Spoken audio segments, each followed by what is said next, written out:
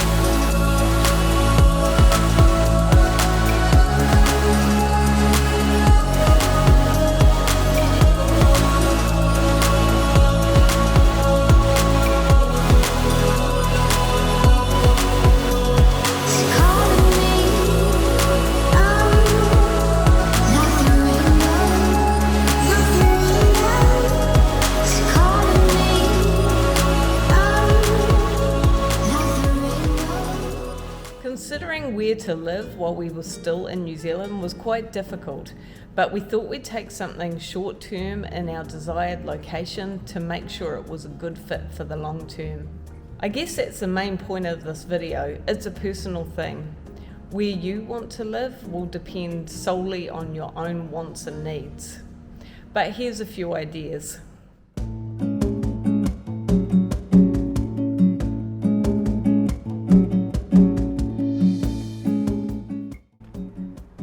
Cherngtalay. I consider Cherngtalay to be north of the island, but it would be more correct to say middle west. It is slightly south of the airport. It has a few close by beaches, including Bang Tao, Surin and Kamala. It has a wide range of excellent restaurants, shops and even night markets. There is access to upmarket shopping and dining in this district. An example of this is Boat Avenue. There is access to supermarkets like Macro and Lotus within 15 minutes.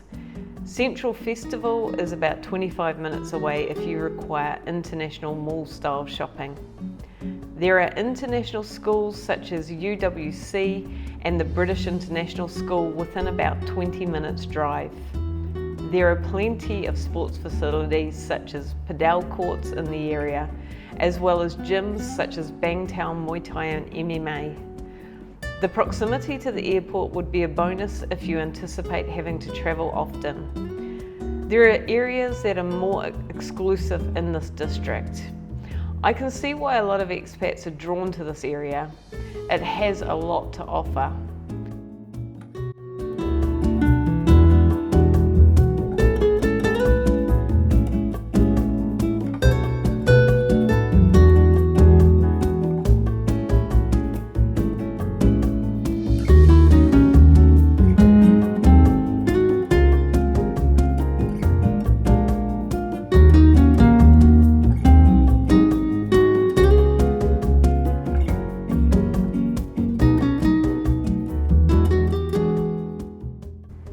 Kathu. Kathu is in the mid-south of the island. Its closest beach would be Patong, around 15 minutes drive away, followed by Kamala in the north or Chalong in the south, about 30 minutes away. I didn't really know anything about Kathu before moving to Phuket, as it's not really a tourist destination. There are a lot of things going for it as a place to reside though, and probably the fact that it's not so touristy is number one. Out of the areas that I'm covering in this video, Kathu is one of the closest to Central Festival shopping mall. There is access to gyms, Muay Thai and yoga, and there's a great pickleball facility with a restaurant and bar in this area. There are a few international schools within easy driving distance, including QSI, Head Start and Oak Meadow. There's an abundance of restaurant choices and several supermarkets close by. This could be a good area to choose if you don't intend on being at the beach every day and you want easy access to daily conveniences.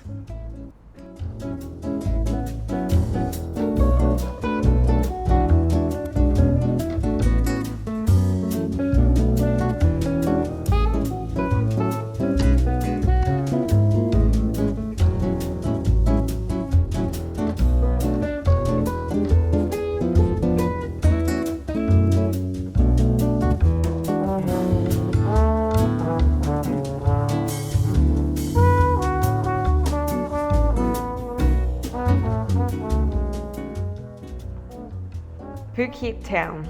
Phuket Town has a vibe that is different to anywhere else on the island. Expect to see a lot of Sino-Portuguese style shop houses on each side of the streets, small and colourful shops, some excellent local Thai restaurants and many trendy coffee shops.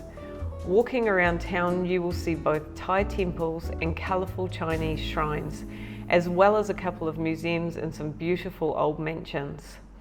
It's a foodie's paradise in Phuket Town, and the area is also famous for its Sunday evening walking market. The accommodation is generally more traditional Thai, with a lot of apartment style living. Phuket Town is not close to any of the popular West Coast beaches. The closest beach is probably at Cape Panwa, about a 25-minute drive. There is an abundance of local style shopping and markets, and it's about 15 minutes drive to Central Festival Mall. International schools such as British International, Finway and Head Start are within driving distance. If the urban artistic feel is for you, then Phuket Town could be a great choice.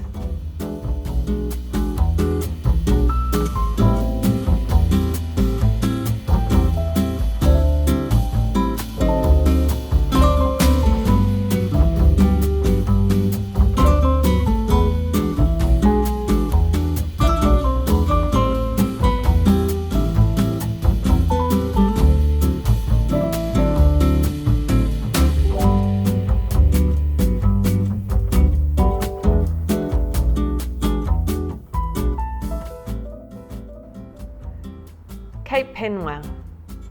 Cape Panwa is on a peninsula on the east of the island. There are a lot of upmarket resorts in this area where tourists that want a relaxed holiday away from the hustle and bustle go. This would be an area to choose if you want a quieter life, and in my opinion, it's not an area to choose if you have school-aged children who you wish to attend an international school. There is a super cheap there and a couple of 7-Elevens for basic grocery needs. You would probably go to the Macro over by Central for a big grocery shop once in a while. That's about a 20 to 30 minute drive away. There are no international schools out there.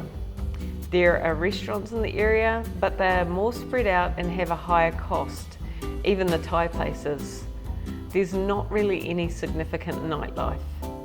There are a few local Muay Thai outdoor gyms with predominantly Thai people training there. There is a yoga place nearby. There are two parts to Ao Yon Beach here. The first beach is quite small and mostly used by Thais. The second beach is quite nice and you can swim all year round because you don't get waves like they do on the west of the island during low season. However, it is not easily accessible due to lack of parking and being surrounded by a lot of private properties and hotels. If you enjoy being in a less touristy, quiet area with very little traffic, Cape Panwa could be the place for you. I would say that it's not an area that you could live without some type of vehicle. Phuket Town is easily accessible in a car or on a motorcycle within 15 minutes.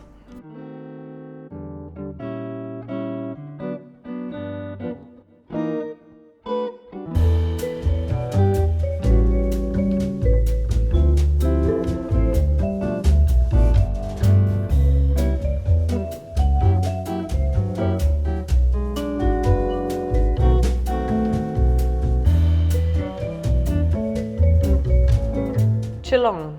Chalong is a place that a lot of expats choose due to its proximity to international schools, and it is not too far to drive to beaches such as Nai Harn, Kathu and Caron. However, it is generally much cheaper to rent or buy in Chalong than the neighbouring beach locations. There is a pier and boat moorings at Chalong, and a lot of the tour boats that go to surrounding islands leave from here. There are quite a few choices of international schools not too far from Chalong, including the International School of Phuket, Lighthouse International School and BCIS Phuket, as well as Oak Meadow. There is easy access to shopping with Tops at Villa Market, Macro, Lotus, Supercheap and multiple 7-Elevens in the area. Central Festival and Floresta Mall are only about 15 minutes drive away. There is every type of accommodation from Western style villas to Thai houses to large housing complexes such as land and houses. So many restaurants and bars to choose from. You can choose waterfront dining at Chalong Pier. There's Thai, Korean and European restaurants all along the main road, and so many traditional Thai food street carts. We did consider Chalong as a place to live, mainly due to the fact that you could get more bang for buck in housing than neighbouring Rawai. But for me, Chalong has a more urban feel. The main road, called Wisset Road, that links Chalong is notoriously busy, and honestly, during high season, it can be quite dangerous. Access to a swimming beach is a little too far for my personal liking.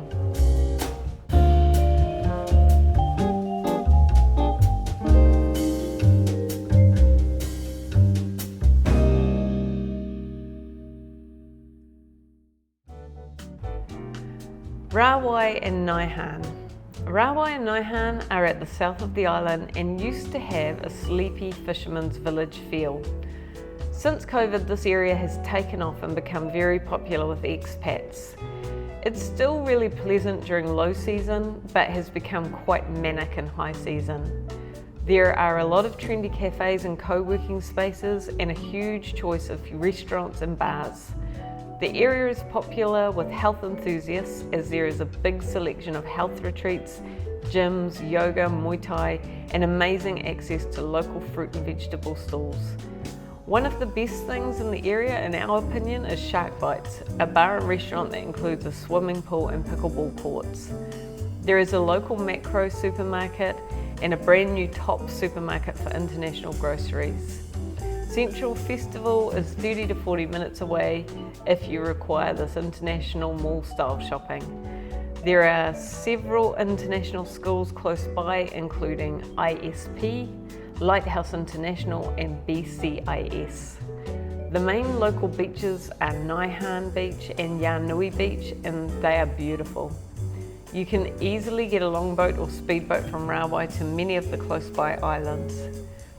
This is the area we choose to live in. It still has a village feel and is a casual place where it's always okay to turn up to a restaurant in your beach clothes. A couple of things that I'm a bit concerned about that I've noticed since living here is that recent developments such as Rawaiana on Rawai beachfront are potentially changing the face of Rawai. There's a more Farang cosmopolitan feel to these developments, and in my opinion, they would be better suited to areas such as Cherngtalay. I notice a lot of Eastern European shops and restaurants popping up that don't fit in with the village look and feel of Rawai. It's an opinion shared by many of the expats that have lived in the south of the island for a long time. Anyway, time will tell, but it's something to consider before choosing this location to live.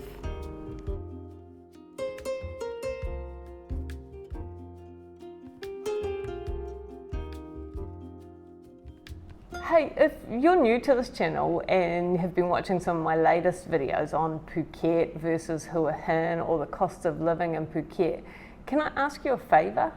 Please watch some of my other videos as you'll get to know us better, and I'd love your feedback on some of those too. One I'm particularly proud of is episode number 58, where I go with some friends to a children's orphanage in North Thailand, and we provide the children with 2 pickleball courts, paddles, balls, nets, and do some coaching to introduce this awesome sport into their lives. It was an amazing trip, so good for the soul, and I'd love it to reach more viewers. Some locations that I haven't covered in this video are Patong, Caron and Kathu. Personally, I wouldn't choose Patong as a place to reside long term. This really is the tourist hub of Phuket, and unless you want that crazy hustle and bustle every day of your life, then stay away from Patong. I enjoy visiting now and then, but that is enough for me. As I say, it's a personal choice and nothing against Patong.